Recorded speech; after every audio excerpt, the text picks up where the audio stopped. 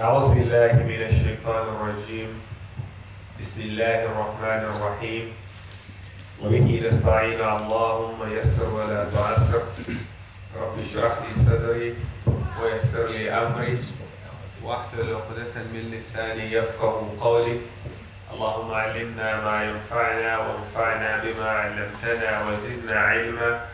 اللهم صل على سيدنا محمد وعلى آل محمد كما صليت على إبراهيم وعلى آل إبراهيم إنك حميد مجيد. اللهم بارك على محمد وعلى آل محمد كما باركت على إبراهيم وعلى آل إبراهيم إنك حميد مجيد. In our previous lessons regarding how one can comport themselves when it comes to learning and also when it comes to studying in a whole. So we spoke a bit, we are almost to the end of this chapter where we'll start the Faslun fi Tawakkul. So at the moment here is just mostly what we read from the previous lessons on this is just advice on how we should learn, and if we really want to retain what we're studying, the ways in which we have to do our mudhakara, which means the way we need to go back and revisit what we've read and how to do that so that we can achieve the ultimate goal. Now, today we're going to take some few part of this that we started, and that is وَالْعَالَمُ إِذَا كَانَ طَمَّاعًا لَا يَبْقَى لَهُ حُرْمَةُ الْعِلْمِ. Al-Alim, when we talk about alim, a scholar who is considered to be scholar of knowledge. إِذَا كَانَ طَمَّاعًا, if he's someone who is greedy. So greediness can take the value of his scholarship. If a scholar with the knowledge of the deen, someone who is being looked up to when it comes to the religious aspect, is a greedy person that is always interested in what is in the hands of people. He always interested, like he's someone who, when he sees you with something, he becomes so interested in getting into it. So he said that if a scholar becomes a greedy person, لا يبقى له حرمة العلم, the blessings and the value of the knowledge will not be with him anymore. Because how can he tell the truth? When you know you are following the politicians, you are following the rich people, you are following the businessmen within the society, as an imam, as a scholar, how can you retain your value when you are putting yourself down just to get something of worldly gain from people? So here is an advice to a person who has knowledge, or a person who is a leader when it comes to the religious affairs, should be very mindful on how they comport themselves in front of elite or in front of rich people, businessmen, so that they do not sell themselves to them. Of course, there are a hadith that the Prophet ﷺ warned us about, or putting ourselves down in front of people just because of their worldly gain, because of worldly things that they have. وَلَا يَقُولُ الْحَقِّ, because if a person is in that situation, it will be hard for them to tell the truth. It will be hard for them to give, or to, when there is something that is going on that is not right, for them to come out and tell the truth. Just imagine yourself in a society where a scholar has sold himself to politicians. When the politicians do things that are not right, because he is always begging from them, he cannot come out and speak about what they do. So in that sense, even if things are to be spoken about, the scholar cannot speak the truth because of fear of losing that level or whatever that he is getting from those people. ولهذا كان يتعوذ الرسول صلى الله عليه وسلم أو صاحب الشرع صلى الله عليه وسلم منه. Because of that, the Prophet صلى الله عليه وسلم always make dua to seek protection from such such an act of being someone who is to be seen with a religion, and then you put yourself in front of people just because of what they have. ويقول, and he sallallahu alayhi wasallam will make dua by saying, أعوذ بالله من طمع يدني إلى طبع. I seek Allah's refuge from greediness that will lead me to the bad habit. Greediness that will lead to bad habit.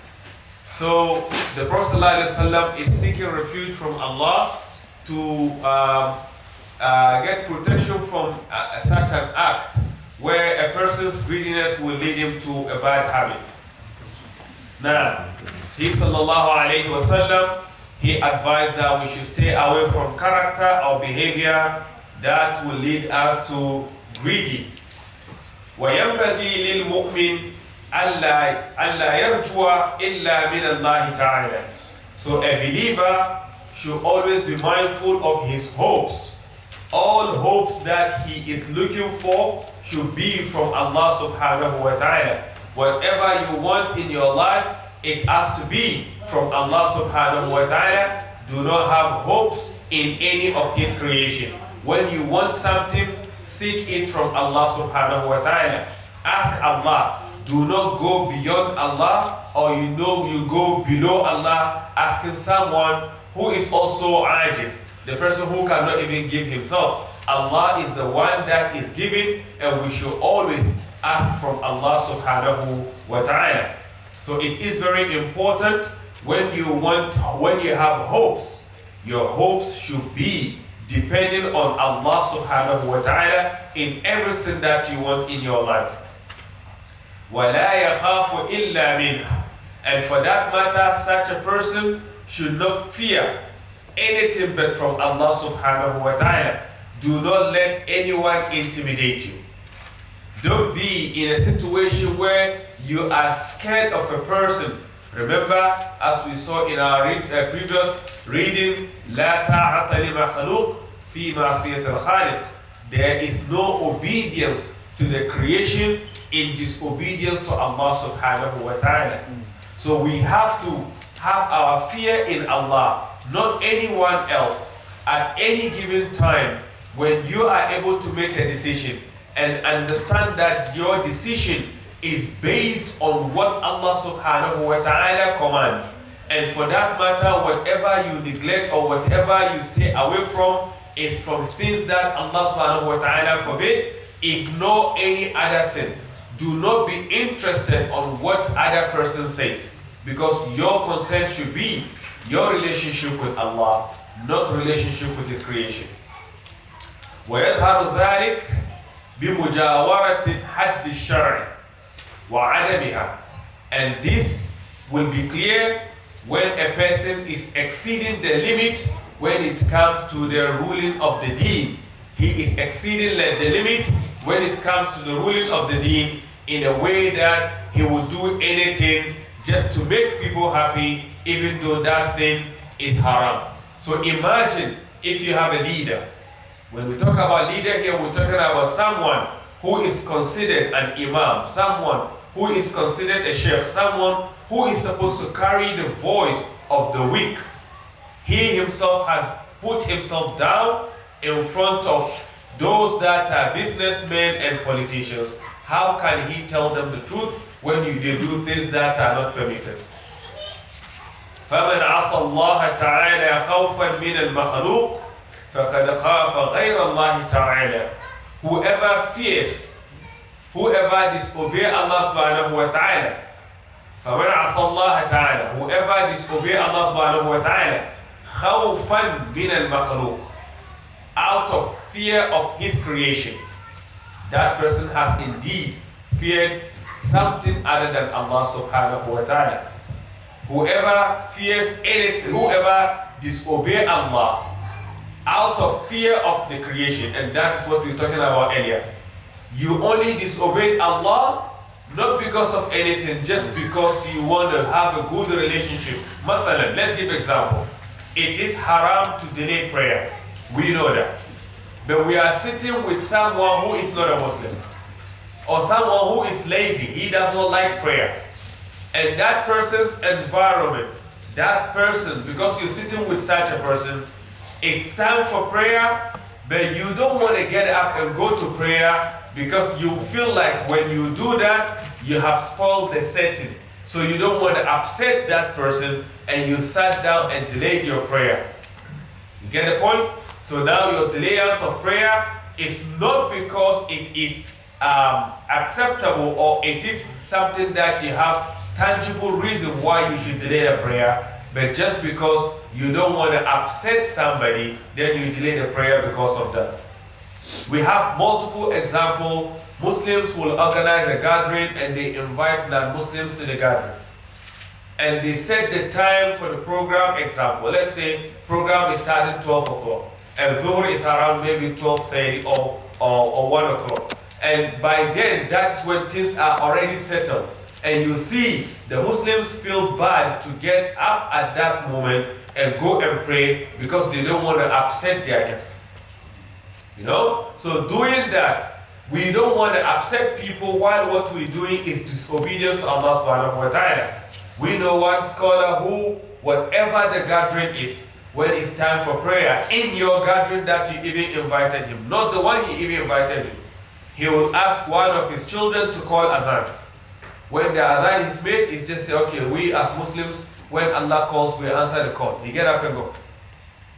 So a Muslim needs to have that sort of independence. Wherever you are, you should have that independence. But if your lifestyle is dependent on people and you have to only follow them, then you have problem when it comes to practicing your deen in the best manner. And the same thing, فَإِذَا لَمْ يَعْصِ اللَّهَ تَعَالَى, if he does not disobey Allah subhanahu wa ta'ala, لِخَوْفِ الْمَخْلُوقِ, in the fear of the creation, وَرَاقَبَ حُدُودَ الشَّرْعِ, and he was watchful, mindful of the barriers of the deen, the rules of the deen, فَلَمْ يَخَفْ غَيْرَ اللَّهِ تَعَالَى, in that we will not say such a person is have fear of the creation rather than fear of the creator. So as long as a person stays to his deen, he does not disobey Allah because he does not want to upset someone. And he always be very, very watchful to his deen and the barriers of Allah. Such a person, you cannot say that even though he might disobey Allah here and there, which is the nature of humankind, we will always cross the barriers. That is fine, but not because we want to make someone happy. Out of our weakness, we will disobey Allah. Out of our negligence, we will leave things that Allah commanded us to do. You know, but those should be because of our weakness in our normal lifestyle, not because we want to make someone happy. That is why we cross the barriers of Allah subhanahu wa ta'ala. So with such a person, you will say, خاف Allah, bal خاف Allah ta'ala. Such a person is considered to have feared Allah subhanahu wa ta'ala, even though he does disobey Allah here and there. وَكَذَلِكَ فِي جَانِبِ الرَّجَاءِ, and the same thing applies to al-raja when it comes to things that a person is hoping for in his life. Always remember, the idea here is whatever you want has to be from Allah, and it doesn't matter how difficult that might be. Remember, Allah subhanahu wa ta'ala did not make the life to be as easy as you want it to be. There should be some difficulty. There should be some challenges. Allah is telling you, أَحَسِبَ النَّاسِ أن يقولوا آمنا وهم لا يفتنون ولقد فتنا الذين من قبلهم. Do people think they will say we believe and Allah subhanahu wa ta'ala leaves them without giving them some trial? Indeed, those who came before you were tested. Okay? And Allah is saying, وَلَنَبْلُوَنَّكُمْ بِشَيْءٍ مِنَ الْخَوْفِ وَالْجُوعِ وَنَقْصٍ مِنَ الْأَمْوَالِ وَالثَّمَرَاتِ, right? مِنْ أَنفُسِكُمْ وَالثَّمَرَاتِ. Okay, Allah subhanahu wa ta'ala is saying, yes, indeed, we will test you. وَلَنَبْلُوَنَّكُمْ بِشَيْءٍ مِنَ الْخَوْفِ وَالْجُوعِ. We will test you from al-khawf, fear, wal-ju', and also hunger. Allah said, we will do that. Why? We are doing that because that is the purpose of the creation anyway. Life should not be every day the way you want, that's how it has to be. No. The challenges that you go forward and backwards, the moment you are able to understand it is from Allah and have patience for that, then He reward you. That's why He said at the end of the verse, وَبَشِّرِ الصَّابِرِينَ. Yes, give glad tidings to those who have sabr. And if you look at that, look at in the Quran when Allah subhanahu wa ta'ala spoke in Surah Al-Anbiya regarding Ayyub. وَأَيُّوبَ إِذْ نَادَى رَبَّهُ أَنِّي مَسَّنِيَ الضُّرُّ وَأَنْتَ أَرْحَمُ الرَّاحِمِينَ. Right? Allah subhanahu wa ta'ala, when He described that, He reached a state where He's saying, فَاسْتَجَبْنَا لَهُ. So the moment you come to Allah and understand it is only Allah that is doing, Allah subhanahu wa ta'ala is saying, فَاسْتَجَبْنَا لَهُ, then we answer. And it went further to talk about Zannun, which is Yunus alayhi salam. إِذْ ذَهَبَ مُغَاضِبًا, right? There also, when he got to the belly of the whale, what did he do? فَنَادَى فِي الظُّلُمَاتِ أَنْ لَا إِلَهَ إِلَّا أَنْتَ سُبْحَانَكَ إِنِّي كُنْتُ مِنَ الظَّالِمِينَ. There also Allah subhanahu wa ta'ala said, فَاسْتَجَبْنَا لَهُ, and we answered. So trials and challenges will come. Allah subhanahu wa ta'ala gave us even Zakaria. He was saying, Ya Allah, لَا تَذَرْنِي فَرْدًا, do not leave me by myself, وَأَنْتَ خَيْرُ الْوَارِثِينَ. Alright? So when Allah subhanahu wa ta'ala is giving us all this, why? What is the reason? Because there, when we take the lessons from there, we tend to understand everything that happening in our life is from Allah subhanahu wa ta'ala. Remember, Allah will test you. But that test, for you to pass that test, is when you understand it coming from Allah subhanahu wa ta'ala. And have patience for that. Then the reward comes. And also, never lose hope in coming back to Allah. Supplication. إِذَا سَأَلَكَ إِبَادِي أَنِّي فَإِنِّي قَرِيبٌ أُجِيبُ دَعْوَةَ الدَّاعِ إِذَا دَعَانِ. Right? Allah subhanahu wa ta'ala is telling you, whenever my servants ask you about me, tell them I am closer to them. And I answer the call of those who supplicate whenever they do so. So go to Allah.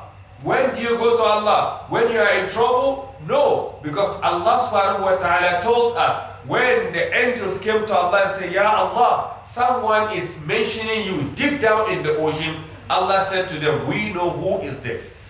That was Yunus. وَلَوْ كَانَ مِنَ الْمُثَبِّحِينَ لَلَبِثَ فِي بَطْنِهِ حَتَّى يَوْمِ يُبْعَثُونَ. If not because Yunus was among those who are always worshipping Allah subhanahu wa ta'ala, we could have left him in the belly of the whale until the day of Qiyamah.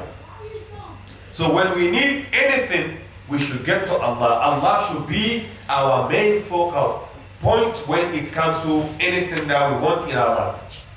وَيَنْبَغِي لِطَالِبِ الْإِلْمِ أَنْ يُعِدَّ وَيُقَدِّرْ لِنَفْسِهِ تَقْدِيرًا فِي التَّكْرَارِ. Now, he has finished with the scholar, saying that the scholar should not sell himself. He should maintain his dignity by keeping to the truth. Now to the student of knowledge. He is now going to wrap up this chapter. He's saying to the student of knowledge, لا ينبغي أو ينبغي لطالب العلم أن يعد ويقدر نفسه تقديرا في التكرار. A student of knowledge should always prepare himself, get himself ready in what? In his mudhakara. When you go to study, when you go home, don't leave the book, go and practice it. Go and do muraja'a, go forward and backwards and revisit what you've studied. فَإِنَّهُ لَا يَسْتَقِرُّ قَلْبَهُ حَتَّى يَبْلُغَ ذَلِكَ الْمَبْلَغِ. Because when you plan a goal, this is what I'm going to do. After studies, when I go home, I'm going to go through it 10 times. Always you put that as part of your plans. If you plan that way, whatever is happening, until you are able to do what you've planned to do, your mind will not be at ease. But if you don't have a plan, you go home, sometimes you look at what you studied, sometimes you don't open. There is no plan. So there won't be anything for you to feel like something is missing. But when you plan, you know that when I finish studies, when I go home before I go to sleep, I will go over what I've studied today. I will read over it. Or after Fajr, I will go over it again. I'm memorizing this chapter. I'm memorizing this surah. I'm memorizing this page. Because of that, when I study today in front of my teacher, I want to go home and revisit it again. I will do that 10 times. Every day, this is my habit. If you don't do it, your mind will not be at ease because you've planned. But if you've not planned, there's nothing that will make you feel like you have to go. وَيَنْبَغِي أَنْ يُقَرِّرْ سَبَقَ الْأَمْسِ خَمْسَ مَرَّاتٍ. And he's giving you some sort of tips here. What you studied yesterday, today, go over it 5 times. وَسَبَقَ الْيَوْمِ الَّذِي قَبْلَ أَمْسِ. And what you studied before yesterday, أَرْبَعَ مَرَّاتٍ. Do that 4 times. Okay? وَسَبَقَ الَّذِي قَبْلَهُ ثَلَاثَ مَرَّاتٍ. And the one that you did the day before yesterday, repeat that 3 times. وَالَّذِي قَبْلَهُ. And that before that, that is 4 days ago, do that 2 times. And then the one that goes 5 days ago, do that 5 times. What 1 time? What is it telling you? For instance, if I studied, let's say, last week Thursday, whatever I studied, today is Friday, that means that I need to count the days behind it. The new things that I've studied, I repeat that more. Alright? So yesterday what we did, if we did study yesterday, Thursday, when I go home today, I will go over it, let's say 5 times. But I won't just put the book down, then I'll go over what I did on Wednesday 4 times. Then I'll go on what I did on Tuesday 3 times. Then I'll go on what I did on Monday 2 times. Then I'll go on what I did on Sunday 1 time. So when I do that, because remember, I used to do the one I did on Monday 5 times before. So it came to 4 times, it came to 3 times. So I'm already used to it. So now I'm spending more of my time on the new things that I'm learning. And that is all across the board. A student who is studying, you are in school, you are good in maths. Because it's your field, you are good at it, do not spend much time in practicing on that. Spend time on the one that you're not good at. And then use less on what you're already good at, because it won't take you much time anyway. So that is the idea. So when you are memorizing, because most people, what will happen is, we will memorize a page. When it comes to next page, the next page, by the time we go to the 10th page, we're struggling with the first page. Alright? And the Prophet ﷺ is saying, Afatul ilmi and nisyan. Okay? And nisyan, do not study and forget.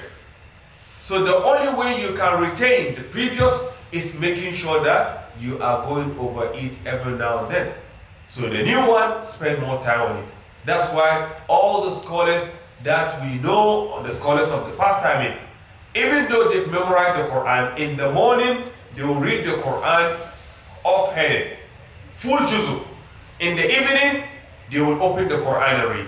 So memorizing the Quran does not mean that they don't open the Quran anymore. So they divide their time. In the evening, they will open the Quran and read a juzu or 2 juzu, depending on their timing. In the morning, they will read off-headed, so that they will retain the memory and also always going back to the original book again. And that is what a student has to always do to be able to maintain what they learn. فَهَذَا عَدَى إِلَى التَّكْرَارِ وَالْحِفْظِ. This will lead you to more repetition and also memorization. This will make it easier for you to repeat multiple times, and also it makes it easier for you to memorize. وينبغي ألا يعتاد المخافة في التكرار لأن الدرس والتكرار ينبغي أن يكون بقوة. Another important thing he's advising you here also is when it comes to repetition or going back to what you've studied, do not make it a habit of missing some days. Missing some days, you do today, next time you don't do. No, have a goal and keep to that goal. Make sure that, as we made mention, if whatever I learned yesterday, I'm going to repeat that 5 times. Every time, if I come every day, yesterday's work will be 5 times. Keep to that. Do not break that rule. Keep to one rule. Reason being, repetition And learning, going back to your study, you need to do it with very good strength, with enthusiasm. You need to have yourself into it. The moment you don't have a plan, you will become lazy. Things will start to fall in. Because when you do that, it will just waste all of your time. And it won't help you in any way. You need that strength. You need also to be active in it. وَالنَّشَاطِ وَلَا يَجْهَرْ جَهْرًا يَجْهَدْ نَفْسَهُ. And in this situation also, do not make it too much that you tend to hate yourself in it. When it comes to learning, if you know you are good in taking a page, take a page. Don't say that, no, like computing, I'm going to do a page and a half. Okay, next time I'm going to do a page. I'm going to do a page and a half. Because it will reach a stage, you start to get tired and you start to hate it by yourself. And the idea here is you need to enjoy what you're doing. Because the more you do, if you have a pattern, it becomes easier. But when you start to push yourself to do more than normal, then it becomes difficult on you. Because when you do that, كَيْ لَا يَنْقَطِعَ عَنِ التَّكْرَارِ. Because if you do that, it will reach a stage where you start to cut off the repetition.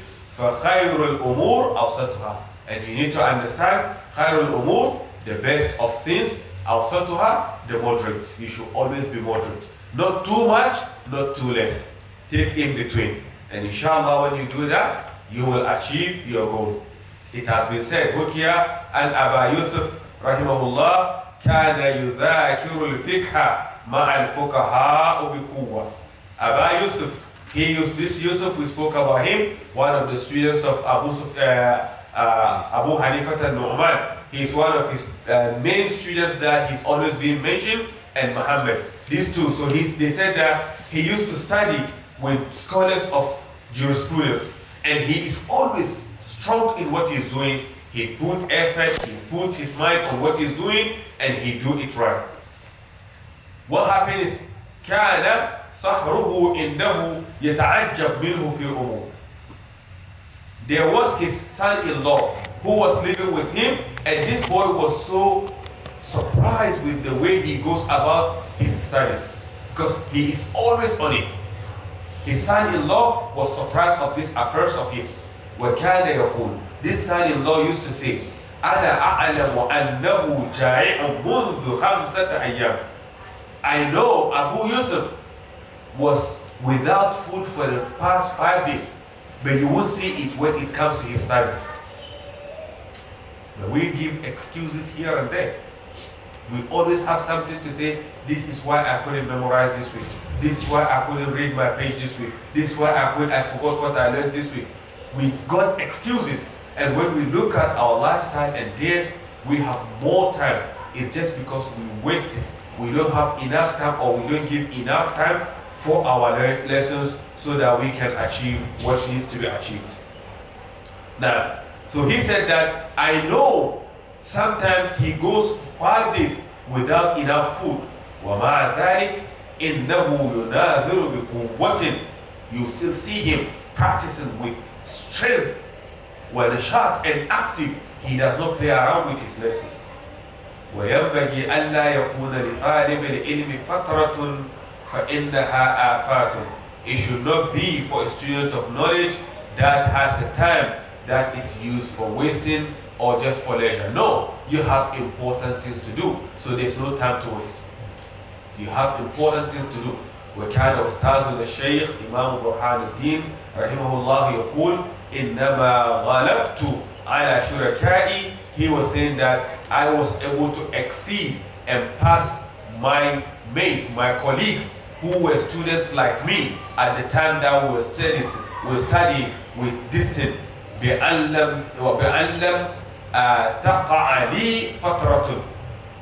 Because I make sure that I do not spare time in a way of just without achieving anything. I will make sure that every time that passes by, I have achieved something in it. I will not let time go without seeing what I've achieved in it. If we keep accountability of our time, every day you ask yourself the 24 hours, what have you done? Whether in your study, in your relationship with Allah, what are the good things you've done, what are the bad things you've done, how can you better your timing. This is what Sayyidina Umar was saying, take advantage of your time. Judge yourself before you will be judged. Ask yourself, since morning till now, what have I done? You will see your usage of time. You get to understand whether you are winning or losing. وكان يحكى عن شيخ الإمام علي أسبيجابي أنه وقع زمان تحصيله وتعلمه فترة 12 سنة. This scholar, they said that they were able to sit down and calculate collection of his time and achievement for 12 good years. 12 good years. He was making sure that he achieved something with his time. Not even 1 year in between that was passed without any achievement. To the extent it became to a time, at their time, there was a coup d'etat, that a king was kicked out of the place, وَخَرَجَ مَعَ شَرِيكِهِ فِي مَنَاظَرَةٍ, to the extent that everyone has to go at that time in town to witness what is going on. But with all this, he makes sure that he spent that time wisely. وَلَمْ يَتْرُكَ الْمَنَاظَرَ, he never stopped his practice and studies regardless. وَكَانَ يَجْلِسَانِ فِي الْمَنَاظَرَ, wherever they sit, they will sit down. When everyone is out and about, they will still sit down and practice كل يوم, every single day. وَلَمْ يَتْرُكَ الْجُلُوسَ لِلْمُنَاظَرَ, they never stop sitting down to have a discussion on anything that they've been learning for 12 good years. وكان شريكه, who is his sharik? شيخ الإسلام للشافعي. This is Imam Abu Hanifa and his friend, rahimahumullah. They were on their studies regardless of the situation. وهو كان شافيا وكان أستاذ الشيخ الإمام فخر الدين القاضي. And these are just to tell you what they have achieved and who they were leaders to and their students. So for that matter, ينبغي I can't see my, who can tell me what's ينبغي للمتفقه أن يحفظ نسخة واحدة. So it is very important for students of jurisprudence to always make sure that they memorize نسخة واحدة, at least a line at any given time, من نسخ الفقهاء, or the whole small book of fiqh. At least you need to have a book that you memorize. For some of you who have repeated, let's say, a point that if someone will read, you'll quickly be able to bring it because of what? Repetition. Because of repetition, you will always be able to remember at least those things. And that is why the books of Manzuma is really good. Because since it is written in a poetic way, it is easier to remember. Right? So inshallah, next lesson on the Taalim Muta'alim, we'll be looking at Faslun fi Tawakkul. At Tawakkul, which is what? To depend. Because now we finish with the studies and what needs to be done. Now he's going to give you some advice about general lifestyle and how to get connected with Allah subhanahu wa ta'ala. سبحانك اللهم وبحمدك نشهد أن لا إله إلا أنت نستغفرك ونتوب إليك. Inshallah, if there's any question regarding Taalim, we're more than asking, inshallah.